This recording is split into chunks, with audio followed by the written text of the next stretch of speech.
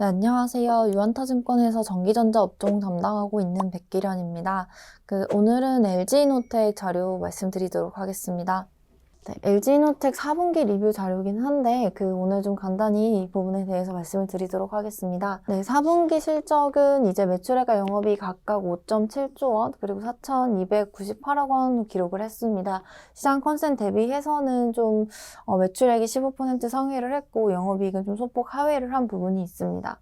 먼저 매출액이 좀 상회를 했던 거는 결국에 북미 주력 고객사로 지금 카메라 모듈을 납품을 하고 있는데 동사에 좀 입지가 강해졌고 그리고 또 물동량이 좀 견조한 상황이었기 때문에 광학솔루션 사업부의 매출이 예상치를 크게 상회하면서 컨센 대비 전사 실적도 좀 15% 상회한 부분이 있었고 영업이익이 우리 기대했던 것보다 좀 하회한 이유는 사실 전사 성과급 그리고 전장 부품 사업 중심으로 좀 일회성 비용이 발생했기 때문입니다. 1분기 매출액과 영업이익은 저희는 각각 3.6조 원 그리고 3,100억 원 정도로 지금 추정을 해보고 있습니다. 사업 부분별로 봤을 때는 광학 쪽에서 2,000억 그리고 기판 쪽에서는 한 980억 그리고 전장 부품 쪽에서는 적자 지속하면서 한 60억 정도의 적자를 기록할 것으로 추정을 해보고 있습니다. 이번 자료에서 좀 하이라이트 해볼 수 있는 부분은 사실 LG노텍이 이번에 실적 발표를 할 즈음에 전사 캐펙스에 대한 가이던스를 좀 공지를 한 부분이 있습니다. LG노텍이 이제 기존보다 좀 더 이번에 눈여겨볼 부분은 사실 광학솔루션 쪽에서 1조 원을 넘는 투자를 한 적이 없었던 걸로 파악이 되는데 이번에는 이제 1조 원 이상의 광학솔루션 쪽에 투자를 한다고 발표를 했습니다. 이런 부분은 실적 연결해서 볼 수 있는 게 사실 고정비 부담이 좀 가중될 수밖에 없는 상황이다.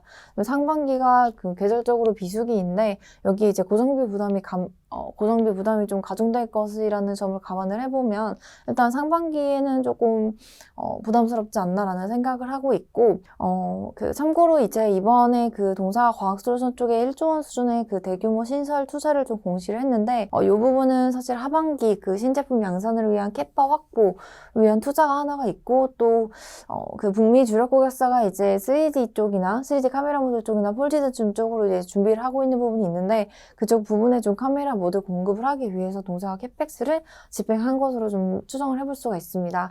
그래서 사실 투자 자체는 중장기 성장 동력을 좀 확보를 해나갈 준비를 한다는 관점에서 봤을 때는 좀 긍정적으로 해석을 해볼 수 있지만 사실 동사 전사의 상반기 이익 기준으로 봤을 때는 좀 고정비 부담이 올라오면서 좀 부담스러운 상황이 될 것으로 좀 생각을 해볼 수 있습니다. 정리를 해보면 LG노텍에 대한 투자 의견은 바이 그리고 목표 주가 43만 원 유지하도록 하겠습니다. 동사는 2021년 실적에 대한 기고 부담과 더불어서 이번에 대규모 투자로 인한 고정비 증가로 단기 영업이익 성장이 좀 제한적일 것으로 추정된다는 점을 고려한다고 말씀드리고 있지만 동사에 대한 투자 의견은 바이 목표 주가 43만 원을 유지하는 거는 결국 보면 이제 향후 올해부터 2025년까지 해서 중장기 성장 방향성 자체는 사실 뚜렷하기 때문입니다. 카메라 모듈 사업부 같은 경우는 지금 XR 쪽 시장이 지금 크게 성장을 하고 있는데 이런 부분에서도 좀 향후 높은 성장성을 가져갈 게 하나가 있고 카메라 모듈 쪽 전장 쪽이나 자동차 부품점 자율주행 쪽으로 해가지고도 이제 중장기 성장을 가져갈 수 있는 부분이 있기 때문에 2025년까지 해서는 이제 중장기 성장 방향성 자체는 뚜렷하다. 그리고 올해 하반기를 지나면서 이러한 중장기 성장 동력에 대한 지금 부분이 좀 가시화될 것으로 추정을 해볼 수 있기 때문에 하반기에 대해서는 또 이런 부분이 주가 모멘텀으로 작용을 할 수 있다는 것까지를 말씀드리도록 하겠습니다. 네, 여기까지 LG노텍 말씀드렸습니다. 네, 다음 자료 때 또 말씀드리도록 하겠습니다. 감사합니다.